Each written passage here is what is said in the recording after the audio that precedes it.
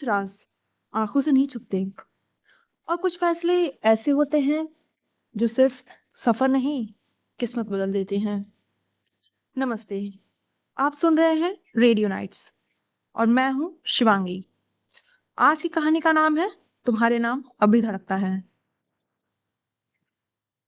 तुम्हारे नाम अभी धड़कता है, एपिसोड 45। मल्होत्रा मेंशन। व्योम की बात सुनते ही रियांश के चेहरे पर मुस्कान आ गई। वह बोला, व्योम, मैं अभी कुछ सालों पहले ही अंधा हुआ हूँ। इसका ये मतलब नहीं कि इसके पहले मुझे दिखता ही नहीं था। और रही बात तेरे कमरे की हालत की, तो तू बचपन से ही ये करता आ रहा है। अपना गुस्सा इन बेजुबान चीजों पर निकालने की पुरानी आदत है तेरी। उसकी बात सुनते ही व्योम हल्की चिढ़ में बोला, भाई प्लीज, अब आप भी मुझे लेक्चर देने मत लग जाना। मैं मैं बहुत थक गया हूँ, मुझे नींद आ रही है। उसकी बात सुनते ही रियांश अभी भी उसी मुस्कान के साथ बोला, तू मुझे मत बता कि तुझे कितनी नींद आ रही है। 12 बजे से पहले तो तू सोता ही नहीं था। आज क्या हुआ? बहुत जल्दी ही नींद नहीं आ रही तुझे? रियांश की बात सुनते ही व्योम हड़बड़ा गया। वह बोला, ये ऐसा नहीं है भाई, मैं थक गया था। यह सुनते ही रियांश के चेहरे पर टेढ़ी मुस्कान आ गई। वह बोला, अच्छा, तो उसका मतलब मेरे आने से पहले भी तो सो रहा था? उसकी बात सुनते ही व्योम फिर उसी हड़बड़ाहट में बोला, हाँ हाँ, मैं तो काफी गहरी नींद में सो रहा था। ये सुनते ही रियांश अपने कदम आगे बढ़ाते हुए वहां से बालकनी की तरफ बढ़ा। वह बोला, अच्छा, ऐसी बात थी, पर मुझे लगा कि तू। उसने इतना ही कहा था कि व्योम रियांश को बालकनी की तरफ बढ़ने से रोकने के लिए आगे बढ़ा। वह कांपते हुए होठों से बोला, भाई भाई, आप कहाँ जा रहे हैं? मैंने कहा ना, मुझे नींद आ रही है। हम हम कल बात करेंगे। उसने इतना ही कहा था कि रियांश अब तक बालकनी के तरफ बढ़ चुका था। रियांश ने बालकनी का दरवाजा खोल दिया। दरवाजा खुलते ही बाहर से आती सिगरेट की महक उसके नाक में गई। वह चेहरे पर गुस्सा लिए पीछे मुड़ा।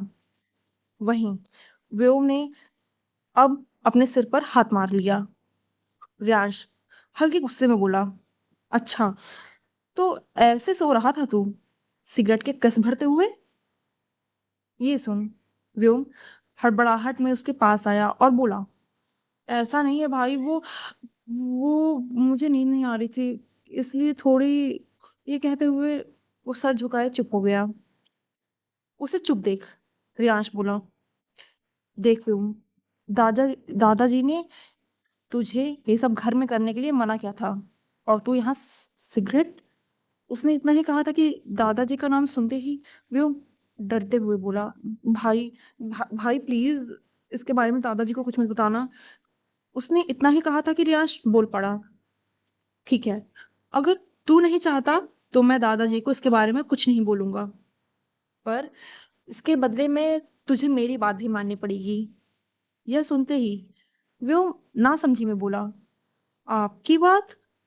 वह फिर एक झूठी मुस्कान लिए बोला, "हम्म, भाई, आपकी बात मैंने कभी टाली है?" ये सुन रियांश के चेहरे पे अजीब से भाव आ गए।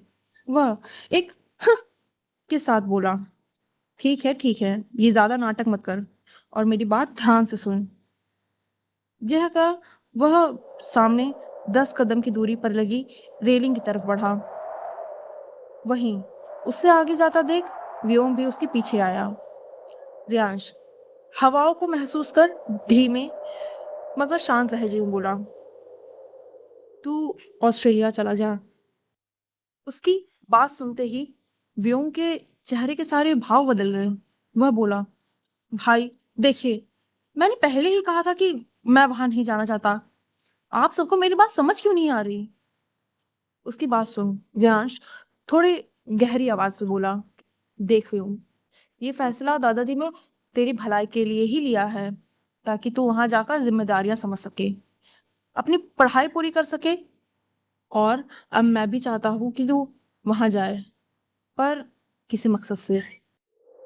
उधर रूहानिका बालकनी में खड़ी रूहानिका रियांश के बारे में सोच रही थी। अचानक उसके मन में वह समय याद आया जब वह रियांश की आंखों में खोई थी और रियांश उसकी आंखों में। वह बिना किसी एक्सप्रेशन के उसे ही देखे जा रहा था। फिर वह पल जब सूरज रूहानिका के पास था, उसे छेड़ रहा था। रियांश के चेहरे के एक्सप्रेशन याद करते ही रूहानिका के मन में ख्याल आया। वह खुद से ही गंभीरता के साथ बोली, कभी कभी मुझे ऐसा महसूस हुआ कि मिस्टर मल्होत्रा देख सकते हैं। यह बोलते बोलते वह रुकी। वह कुछ पल तो इसी ख्याल में खोई रही, पर फिर खुद पर ही हंसकर बोली, पर ऐसा कैसे हो सकता है? मैं भी ना कुछ ज्यादा ही सोचती हूँ। ये बोलते ही उसने सिर हिलाते हुए अपने मन के सारे ख्याल झटक दिए। वह एक गहरी सांस भरते हुए मिट्टी की खुशबू को महसूस करते हुए बोली, ना जाने उनसे मेरी आगे कभी मुलाकात होगी या नहीं, पर मैं आज का दिन कभी नहीं भूलूंगी। यह बोल रूहानिका मुस्कुराई। वह बोली, आज तो मेहर ने सबकी जान ही निकाल दी थी। वहीं मल्होत्रा हाउस। रियांश की बात सुन व्योम के चेहरे पर भी एक अलग सी गंभीरता आ गई। वह बोला, मकसद? कैसा मकसद भाई? तभी रियांश बोला, तुझे गौरव के बारे में पता ही होगा। यह सुन व्योम के चेहरे के भाव और सख्त हो गए। वह बोला, हाँ, आपका असिस्टेंट जो उसके बारे में पता कर रहा था। यह सुन रियांश अपने चेहरे पर वही कुटिल मुस्कान लिए बोला, उसे उसके खिलाफ एक सबूत मिला है। यह सुनते ही व्योम हैरानी से बोला, क्या? तभी रियांश बोला, हाँ, उसके कुछ खुफिया अड्डे उसे ऑस्ट्रेलिया में मिले हैं। गौरव का कहना है कि वह जरूर वहां छुप कर बैठा है। तभी व्योम बोला, क्या वो वहां छुप कर बैठा है? तो उसने अब तक उसे पकड़ा क्यों नहीं? ये सुनते ही रियांश के चेहरे पर एक मुस्कान आ गई। वह हल्की आवाज में बोला, उसे पकड़ना इतना आसान नहीं है व्योम। वो सालों से अपने बिल में छुप कर बैठा है। वो एक सही समय और मौके की तलाश में है, जो मैं उसे कभी दूंगा नहीं। मैं बस इतना चाहता हूँ कि तू वहां जाकर सब संभाल और गौरव की कंपनी में मदद कर, ताकि वो उसके बारे में पता लगा सके। ये सुन व्योम अब लाल आंखें लिए बोला, लाल आंखें लिए तेज आवाज में बोला, नहीं, अब उसे मैं ढूंढूंगा और उसे अपने इन्हीं हाथों से खत्म करूंगा। ये सुन रियांश आंखें बंद किए एक गहरी सांस भरते हुए बोला, उसे हराना इतना आसान नहीं है व्योम।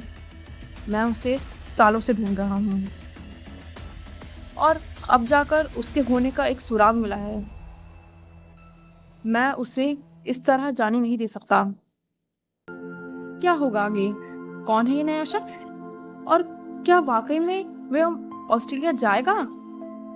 इसका पता लगा रहा है रियांश। और क्यों हर फैसले के पीछे छुपा है एक अनकहा डर? तुम्हारे नाम अभी धड़कता है। लेखिका शिवांगी। अगर दिल ने कुछ महसूस किया हो तो सब्सक्राइब, फॉलो, शेयर और कमेंट जरूर करें।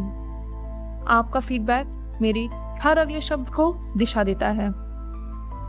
अगला भाग बहुत जल्द। तो दोस्तों, कुछ फैसले कहानियां नहीं बदलते, किरदार बदल देते हैं, और कुछ राज सिर्फ सामने आने का इंतजार करते हैं। ये थी आज की रेडियो नॉइस की स्टोरी, तुम्हारे नाम अभी धड़कता है। अगर इस कहानी का कोई भी पल आपके दिल में ठहर गया हो तो उसे अपने साथ लेकर जाइए। हम फिर मिलेंगे अगले रविवार यहीं इसी वक्त इसी चैनल पर। सुनने के लिए दिल से शुक्रिया।